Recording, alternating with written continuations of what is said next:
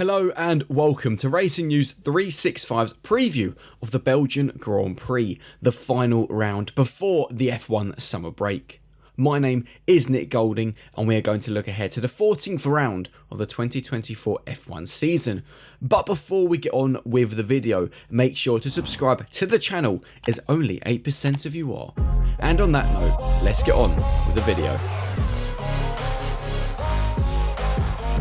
Contracted until only 2025, the Belgian Grand Prix is a fan and driver favourite, with Spa-Francorchamps being one of the most legendary circuits not only on the F1 calendar, but across the world.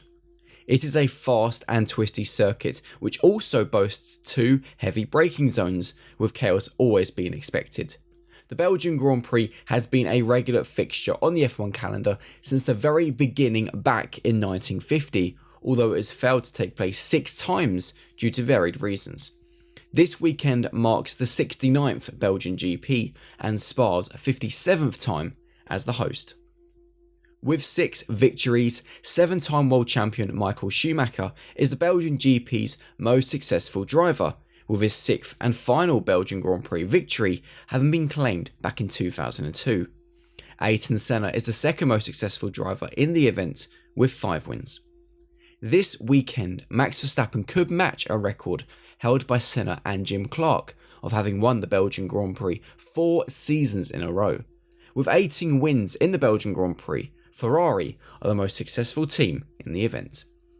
Coming in at 7.004 kilometers, Spa-Francorchamps is the longest circuit on the calendar, with a lap lasting around 110 seconds.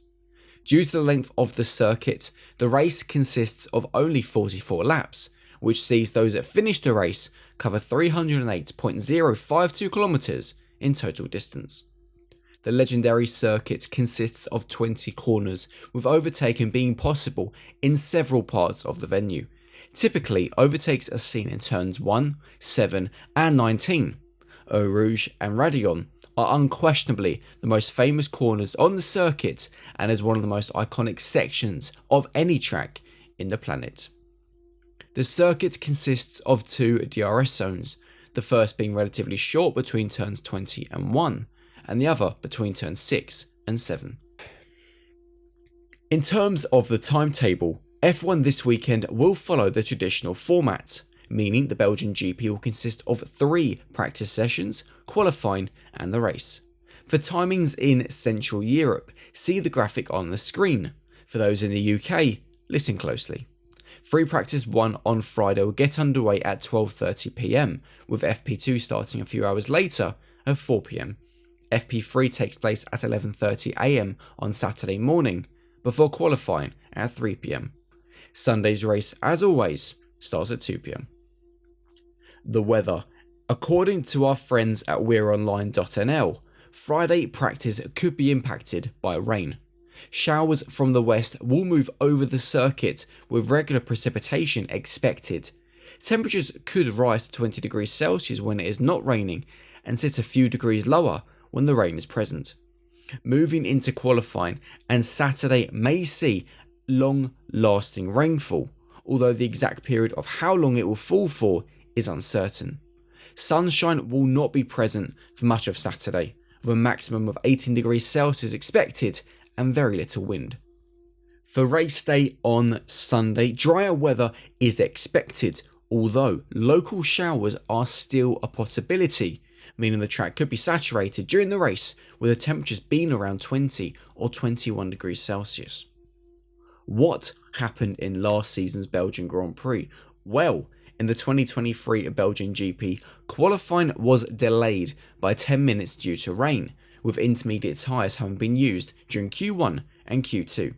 Verstappen secured pole by a staggering 0.8 of a second. However, due to a 5-place grid penalty for new engine components, Charles Leclerc started on pole. Last season's event actually followed the sprint format, with sprint quali having also been delayed by 35 minutes due to rain. In sprint quali, Verstappen secured pole position ahead of Oscar Piastri. In a theme of the 2023 Belgian GP, the sprint race was delayed by over an hour due to wet weather, with 4 formation laps having taken place prior to the action really unfolding. All drivers started on the full wet compound, but most quickly pitted for intermediates. Verstappen won the sprint ahead of Piastri and Alpine's Pierre Gasly.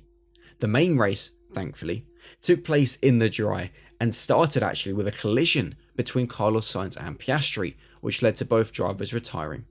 Verstappen ultimately won, ahead of Sergio Perez and Leclerc.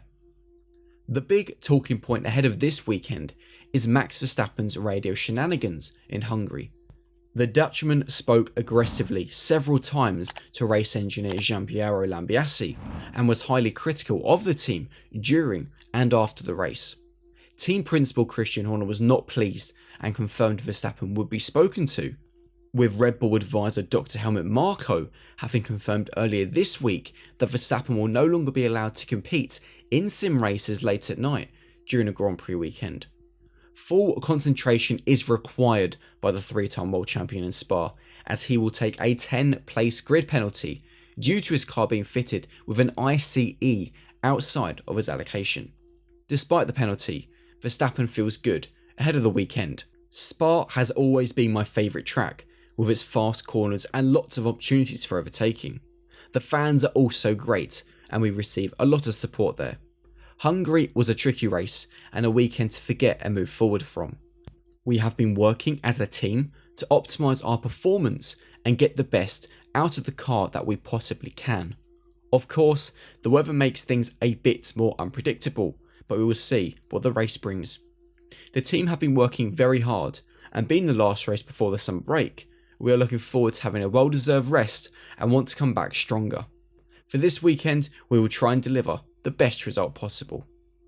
This weekend is also a big one for McLaren to brush under the carpet its own Hungary radio dramas surrounding Lando Norris.